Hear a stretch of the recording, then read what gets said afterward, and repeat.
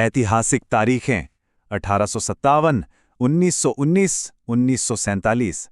सच कहूं तो ये अक्सर एक सिरदर्द की तरह लगती हैं, है ना? बस कुछ नंबर। लेकिन क्या हो अगर ये सिर्फ नंबर ना हो? क्या हो अगर ये वो चाबियां हों जो इतिहास की सबसे दिलचस्प कहानियों के दरवाजे खोलती हैं?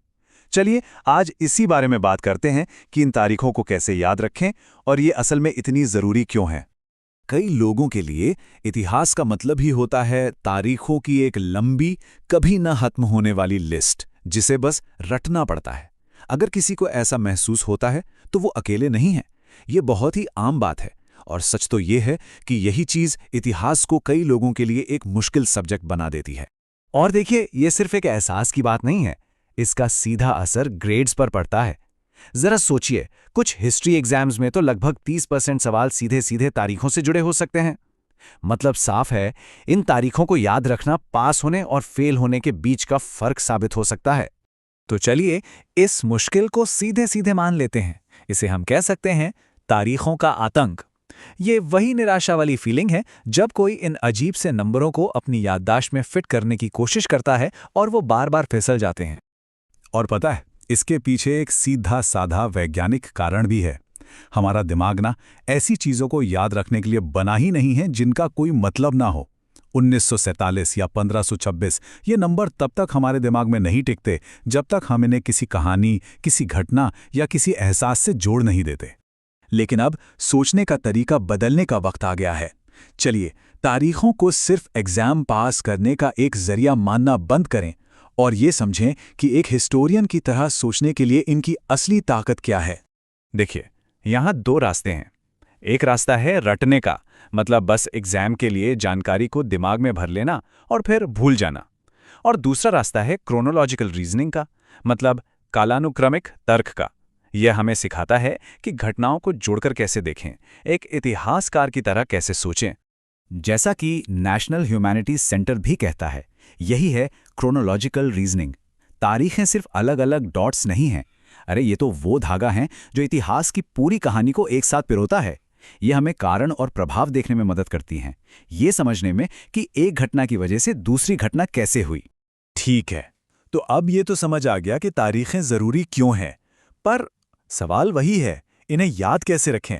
तो चलिए कुछ बहुत ही आसान और काम की तरकीबों से शुरू करते हैं जिन्हें कोई भी इस्तेमाल कर सकता है। पहली और सबसे आसान तरकीब है कनेक्शन बनाना, मतलब नई जानकारी को किसी ऐसी चीज से जोड़ना जो पहले से पता हो। जैसे 1947 को याद रखने के लिए शायद उसे घर के किसी सदस्य के जन्म के साल से जोड़ा जा सकता है, या फिर बस आखिरी दो अंकों 47 पर फोकस किया जा सकता है। ऐसा करते ही वो नंबर और यादगार बन जाता है। In 1492 Columbus sail the ocean blue, ये कविता तो हम में से कई लोगों को याद होगी, है ना? लय और तुकबंदी ये हमारे दिमाग के लिए एक चुंबक की तरह काम करती हैं। इस तकनीक को निमोनिक्स कहते हैं और ये वाकई बहुत पावरफुल होती है। चलिए अब एक लेवल ऊपर चलते हैं। अब उन तकनीकों की बात करते हैं जो जानकारी को देखने और व्यवस्थित करने पर ध्यान देती हैं। एक सीधी सी बात है, हमारा दिमाग ना तस्वीरों में सोचता है। उसे शब्द और नंबर उतने पसंद नहीं जितनी तस्वीरें पसंद है। जब हम नंबरों के एक उलझे हुए ढेर को एक साफ सुथरी लाइन में बदल देते हैं तो वो अचानक समझ में आने लगते हैं। यही तो है विजुअल लर्निंग की ताकत। अब जरा इस सिंपल सी टाइमलाइन को देखिए जो मगध साम्राज्य के उदय को दिखा रही है। इसे देखते ही तुरंत साफ हो जाता है कि कौन पहले आया और घटनाओं का क्रम क्या था।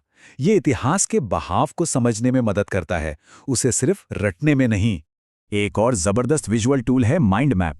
कल्पना कीजिए कि बीच में एक मेन टॉपिक है, जैसे मुगल साम्राज्य, और फिर उससे जुड़ी हुई तारीखों, शासकों और जरूरी लड़ाइयों की शाखाएं निकल रही हैं। ये दिमाग को कनेक्शन बनाने और बड़ी तस्वीर देखने में मदद करता है। और अब बारी है सबसे पावरफुल, पूरी तरह से साइंस पर आधारित तरीके की। इसे आप लंबी चौड़ी याददाश्त के लिए एक प्रो टिप समझ सकते हैं। इसे कहते हैं स्पेस्ड रेपिटिशन। ये भूलने की अवस्था के विज्ञान पर आधारित है। देखिए, हमारा दिमाग स्वाभाविक रूप से समय के साथ जानकारी भूल जाता है। ये तकनीक बस उसी भूलने की प्रक्रिया को हैक कर लेती है। मतलब आप जानकारी को ठीक उसी समय दोहराते हैं जब आप उसे भूलने वाले होते हैं। इससे हर बार वो याददाश्त और भी पक्की होती जाती है। और इसे करने का एक बहुत ही आसान तरीका है 2357 मेथड। ये एक सीधा और साफ प्लान है। हर बार जब आप दोहराते हैं तो वो जानकारी दिमाग में और गहरी छपती जाती है।